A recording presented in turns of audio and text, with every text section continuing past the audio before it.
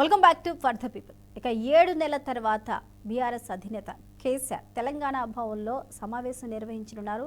ఇది ఒకరితో కాదు, ఎమ్మెల్యేలు కాదు, లేకపోతే ఇతరులు కాదు, ప్రతి ఒక్కరు కూడా కేడర్లో కింది స్థాయి నుంచి పై స్థాయి వరకు ఎవరెవరు ఉన్నారో ప్రతి ఒక్క విభాగంలో ఉన్న వారితో విశ్లేషించనున్నారు. అదేవిధంగా జరుగుతున్న పరిస్థితులు ఏంటి అనే దాని మీద కూడా ఫుల్ ఫ్లెడ్జ్డ్గా ఒక సమావేశాన్ని అయితే తీసుకున్నారు. ఈ సమావేశం ద్వారా అసలు ఏం జరుగుతుంది, దీని ఉద్దేశం ఏంటి? రామ్మోహన్ గారు, 7 నెలల తర్వాత పూర్తి స్థాయిలో పెడుతున్న సమావేశం కేసీఆర్ అనేది మనకి ఇక్కడ చాలా స్పష్టంగా అర్థమవుతుంది. 1 year టైం ఇచ్చారు, ఆ తర్వాత మా తడాకా చూపిస్తాము అన్న స్థాయిలో ఈ సమావేశం అయితే జరగబోతుంది అనేది వార్తలు వినిపిస్తున్నాయి. ఇలాంటప్పుడు ఈ రాబోయే ఎలక్షన్స్లో కావచ్చు, లేకపోతే టీచర్ ఎమ్మెల్సీ కావచ్చు, లేకపోతే గ్రాడ్యుయేట్ ఎమ్మెల్యేలు కావచ్చు, ఈ ఎలక్షన్స్లో ఈ ప్రభావం ఏ మేర ఉంటుంది? అదేవిధంగా ఈరోజు ఇచ్చే దిశానిర్దేశం కావచ్చు, లేకపోతే వాళ్ళకి ఇచ్చే ఎంకరేజ్మెంట్ కావచ్చు, అదేవిధంగా కాంగ్రెస్ ప్రభుత్వం పైన తీసుకోబోయే చర్యలు కావచ్చు, ప్రజల్లోకి మేము వచ్చి చెప్పబోయే ప్రణాళికలు కావచ్చు, ఏవైనా సరే ఎంతవరకు కేడర్లో నూతన ఉత్తేజాన్ని నింపే అవకాశం ఉంది అంటారు? స్వప్న గారు, మీకు అట్లాగే కాంగ్రెస్ అధికార ప్రతినిధికి డాక్టర్ లింగం యాదవ్ గారికి, అట్లాగే బీజేపీ ప్రతినిధి ప్రజలు అల్జాపూర్ శ్రీనివాస్ గారికి, అట్లాగే మిత్రుడు బీఆర్ఎస్ అధికార ప్రతినిధి శ్రీనివాస్ గారికి, బస్ శ్రీనివాస్ గారికి, బీఆర్కే న్యూస్ ప్రేక్షకులకు నమస్కారం. నమస్కారం అండి. మంచి చర్చ, నష్టం లేదు. ఎందుకంటే ప్రభుత్వం అంటేనే ప్రతిపక్షంతో కూడిందే ప్రభుత్వం. ప్రభుత్వం అంటే కేవలం అధికార పక్షమే కాదు. పార్లమెంటరీ ప్రజాస్వామ్యాన్ని వెస్ట్ మినిస్టర్ పద్ధతిలో స్వప్న గారు, ప్రభుత్వం అంటే అధికార పక్షానికి ఎంత బాధ్యత ఉందో ప్రతిపక్షానికి అంతే బాధ్యత ఉంది. పూర్తిగా నేను లింగం యాదవ్ కేసీఆర్ గారు అసెంబ్లీకి పోకపోవడం గురించి మొదటి నుంచి ప్రశ్నిస్తున్నారు. ఇప్పుడు కూడా అదే దాంతో ఏకీభవిస్తున్నారు. అసెంబ్లీకి పోకపోవడం కరెక్ట్ కాదు. ఎప్పుడు కూడా గెలుపుని ఎంత ఆస్వాదిస్తామో ఓటమిని కూడా అంతే హూందాగా స్వీకరించాలి.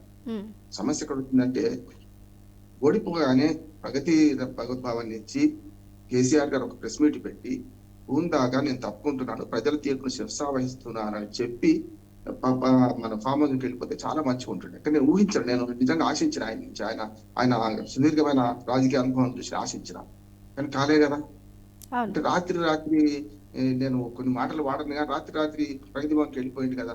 అంటే అధికారంలో ఉన్నప్పుడేమో నేనే షేర్ ఖాన్, అధికారం ఉన్నప్పుడు నా అంత వాడాడు, అధికారం పోగానే మొత్తం అంతా పోయింది, మొత్తం ఆస్తులన్నీ అయిపోయినాయి అనే పరిస్థితి రావద్దు అంటున్నారు. అధికారం పోగానే బీదవారు కాదు, అధికారం ఉంటేనే షేర్ ఖాన్ కాదు. కనుక నేనేమంటానంటే, కేసీఆర్ గారు లాంటి మనిషి అధికారం పోగానే పోయిన పద్ధతి కరెక్ట్ లేదు. ఎప్పుడైనా రాజకీయాలు పులి మీద స్వారి లాంటి స్వప్న కాదు. పులి మీద నుంచి దిగితే పులి మనం వేసేస్తుంటుంది. అందుకనే మెల్లగా దిగేది కూడా మెల్లగా దిగాలి. ఉపసంహారం కూడా బాగుండాలి. ప్రారంభం ఎంత బాగుండాలో ఉపసంహారం కూడా అంతే బాగుండాలి. కేసీఆర్ గారి గొప్పతనం గురించి, కేసీఆర్ గారు ఉద్యమం గురించి కించపరిచే మాట కాదు. స్పష్టంగా ఆయనకున్న విలువ ఆయనకున్నది, అది అందరూ గుర్తిస్తున్నాం, అందరూ గుర్తించాలి కూడా. ఒక ఉదాహరణ చెప్తాను. ఎందుకంటే ఇవాళ పార్టీ శ్రేణి నుంచి ఉద్దేశించి మాట్లాడుతున్నారు, కానీ కొంచెం తాత్విక చింతనతో మనం ఆలోచన చేస్తే, ముఖ్యమంత్రిగా కాకముందే రేవంత్ రెడ్డి గారు గెలవగానే ఒక మంచి మాట చెప్పిండు. అంటే గెలవగానే అంటే రిజల్ట్స్ వస్తున్నాయి, గాంధీ భవన్ సాక్షిగానే అతని ఇంట్లో మాట్లాడినట్టున్నాడు. నేను కేసీఆర్ గారి సలహాలు తీసుకుంటాను, అసదుద్దీన్ ఓవైసీ సలహాలు తీసుకుంటాను, మోడీ గారిని కలుస్తాను అనే మాట స్పష్టంగా చెప్పిండు కదా. అదే ప్రకారం హాస్పిటల్లో ఉన్న కేసీఆర్ గారిని కలిసి వచ్చిండు, మనం కిషన్ రెడ్డి గారిని కలిసిండు, మోడీ గారిని కలిసి వచ్చిండు. అక్కడికి వెళ్ళి నేను ఇది ప్రారంభంలో నేను చిన్నవాడిని, అనుభవం లేదు నాకు, ఖచ్చితంగా వీళ్ళందరూ సహకారం తీసుకుంటా అన్నా. మంచిది. దానికి తగ్గట్టుగానే కేసీఆర్ గారి ప్రకటన ఒకటి మంచి ఆహ్వానించాలి. వాళ్ళు ఏమన్నారంటే 6 నెలల దాకా హనీమూన్ పీరియడ్ మనం ఏమీ మాట్లాడొద్దు అన్నారు. అక్కడ వరకు చాలా సజావు జరిగింది. కానీ ఇప్పుడు ప్రయాణించిన కడియం శ్రీహరి 3 రోజులు ప్రభుత్వం పడిపోద్ది అంటాడు, పల్లా రాజేశ్వరరెడ్డి గారు 3 రోజులు పడిపోద్ది అంటారు. బీజేపీ నాయకులు డాక్టర్ లక్ష్మణ్ గారి నుంచి అది ఊహించలేదు. బీజేపీ నాయకులు కూడా ఈ 3 రోజుల ప్రభుత్వం ఉండేది కాదు అని మొదలుపెట్టింది. దీంతో ఏమైందంటే అసలు సంగతి పోయింది, ఇది మొదలైంది. అందుకని 6 నెలలు కాదు, దాదాపు 15 నెలలు ఆగిండు కేసీఆర్ గారు. ఇప్పుడు రావడం మంచిదే కాదంటే, కానీ మధ్యాహ్నం అసలు రాలేదా అంటే అసెంబ్లీకి రాలేదు. అసంతృప్తి అంతా ఏంటంటే ప్రజల్ని కూడా శ్రీనివాస్ గారు లోపల బయటకు చెప్పలేడు. కానీ నేనేమంటాను, పార్టీ శ్రేణులు కూడా ఉంది. కేసీఆర్ గారు ఖచ్చితంగా అసెంబ్లీకి రావాలి, గట్టిగా పోరాడాలి, వీళ్ళ సంగతి అంతు చూడాలని ఉంటది. ఎందుకంటే ప్రతిపక్షంగా తన బాధ్యత నిర్వహించాలని ఉంటది కదా. అంటారు కేసీఆర్, మన కేటీఆర్ గారు, హరీష్ రావు తక్కువ చేస్తున్నా నేను అంటలేను, కానీ తక్కువ చేయడం ఎక్కువ చేయడం కాదు. ఏ పోస్టుకు ఎవరు ఉన్నారు వాళ్ళు చేయాలి, ఎవరి పని వాళ్ళు చేయాలి. మనకు సామెత ఒకటి ఉంది, ఎవరి పని వాళ్ళు చేయాలి. అది దురుస్తామెతగా నేను వాడతాను. కనుక వారు చేయాల్సిన పని పెట్టి ప్రతిపక్ష నాయకుడిగా ఉన్నవాడు ఒకే ఒక్కసారి అసెంబ్లీకి వచ్చి, అది కూడా అసెంబ్లీ సమావేశాలు లేనప్పుడు ప్రమాణ స్వీకారం చేసి వెళ్ళిపోయింది. సరే దాన్ని 6 నెలలు టైం ఇచ్చాడు, చాలా మంచిది. ఇక్కడ బృందాగా ప్రవర్తిస్తున్నాడు. వాళ్ళ తప్పులు అయ్యేదాకా, శిశుపాలను తప్పులు 100 అయ్యేదాకా కృష్ణ పరమాత్మ గారిని ప్రక్షమించండు. సరే వీళ్ళ తప్పులు 100 అయ్యేదాకా చూద్దాం అనుకున్నాను. కొద్దిసేపు కనుక్కుందాం. వరుసగా వీళ్ళ ఫెయిల్యూర్స్ ఉన్నాయి కదా, కాదంటలేదు కదా. కానీ ఎండగట్టడానికి ఎన్టీఆర్, హరీష్ రావు, కవితనో లేకుంటే ఆ కుటుంబ సభ్యులు కాక శ్రీనివాస్ గారితో సహా అంత ప్రయత్నం చేస్తారు, కాదంటే. కానీ ఎప్పుడైనా శంకర్లో వస్తే తీర్థం అవుతుంది కదా. ప్రతిపక్ష నాయకుడు ఆయనే, వీళ్ళందరూ కాదు. కనుక సలహాలు ఇచ్చే, సూచనలు ఇచ్చే క్రమంలో మొత్తం 3 సార్లు ఇప్పటికి బయటకు వచ్చిండు. ఆ మొట్టమొదటిసారి ఏమో అదేందో అతివృష్టి వచ్చినప్పుడు బయటకు వచ్చిండు. తర్వాత పార్లమెంట్ ఎన్నికలప్పుడు బయటకు వచ్చిండు. నిన్న మొన్న కొంచెం ఈ 17వ తారీఖు మొన్న ఆయన పుట్టినరోజు సందర్భంగా పార్టీ శ్రేణులు ఇప్పటికి కూడా ఏమంటే ప్రజాక్షేత్రంలోకి రానంటే లెక్క. ఎట్లా అంటే తమ పార్టీ శ్రేణులను ఉత్తేజపరచడానికి మాత్రమే పార్టీ మీటింగ్ ఇది. కానీ ప్రజలను మన కాంగ్రెస్ వైఫల్యాలను ప్రజలు చూసి ప్రజల్లో ఎండగట్టడానికి వచ్చిన సందర్భం కాదు కదా. ఎమ్మెల్సీ ఎన్నికల్లో ఎట్లా మీరు అన్నారు కదా, ఎమ్మెల్సీ ప్రభావం చూపెట్టేది ఏముండదు. ఎమ్మెల్సీ ఎన్నికల్లో పోటీ చేస్తలేదు, ఓటు అడగకపోయినా ప్రభావం చూపెట్టేది ఏముంటది. ఏ సీటుకు పోటీ చేస్తలేదు. ఉపాధ్యాయ ఎమ్మెల్సీలు, పట్టభద్రుల ఎమ్మెల్సీలకు. కనుక ఇప్పటికైనా శుభసూచకమైందంటే మంచి చెడ్డో రేపు పొద్దున ఏప్రిల్లో జరిగిపోయే పార్టీ ప్లీనరీకి ఎంత బాగా చేద్దాం అంటే, అధికారంలో లేనప్పుడు కూడా అంతే చేస్తే బాగుంటది అనే ఉద్దేశంగా పార్టీ శ్రేణులు ఉత్తేజపడడానికి వచ్చిండని నేను అనుకుంటున్నాను. కానీ ఆయన సలహాలు, ఆయన అనుభవం, ఆయన సలహాలు రాష్ట్ర ప్రజలకు అవసరం ఉండే అంటున్నాను. కీలకమైన స్వప్న గారు కీలకమైన అంశాలు చర్చకు వచ్చింది అసెంబ్లీలో. నిజంగా చెప్పాను, నిన్న మొన్న జరుగుతున్న విషయం చూసుకుంటే బీసీ కులగన్న దాని లోపాలు ఉండొచ్చు. దాని లోపాలు ఉన్నాయి, ఎట్లా చేస్తే బాగుంటుందని చెప్పడానికి అయితే రావాల్సిందే కదా. అంతేందుకు ఎస్సీ వర్గీకరణ, ఒక మాట ఎస్సీ వర్గీకరణకి అద్భుతమైంది అంటున్నాడు.